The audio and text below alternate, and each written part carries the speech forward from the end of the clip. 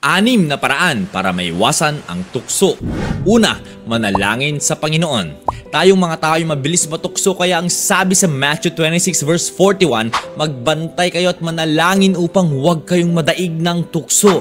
Ang espiritu ay nakahanda, ngunit ang laman ay mahina.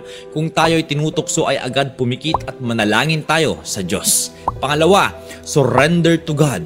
Ang sabi sa James 4 verse 7, kaya nga pasakop kayo sa Diyos, labanan ninyo ang dyablo at lalayuan niya kayo. If we surrender our lives to God, magkakaroon tayo ng lakas para labanan ang tukso.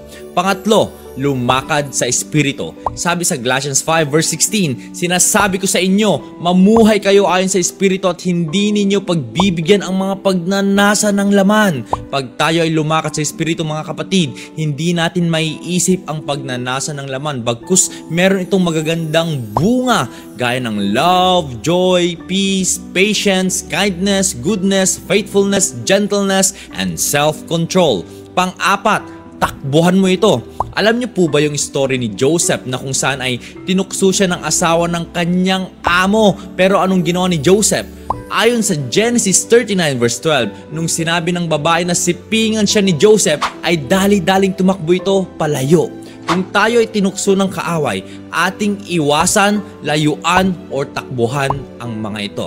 Panglima, Holy Scripture.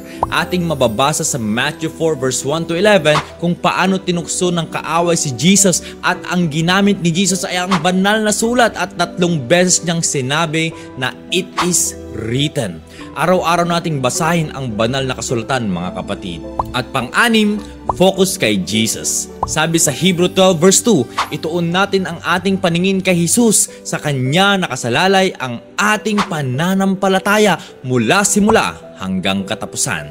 Dahil sa kagalakang naghihintay sa Kanya, hindi niya inalintana ang kahihiyan ng pagkamatay sa krus, at siya ngayon nakaupo sa kanang trono ng Diyos.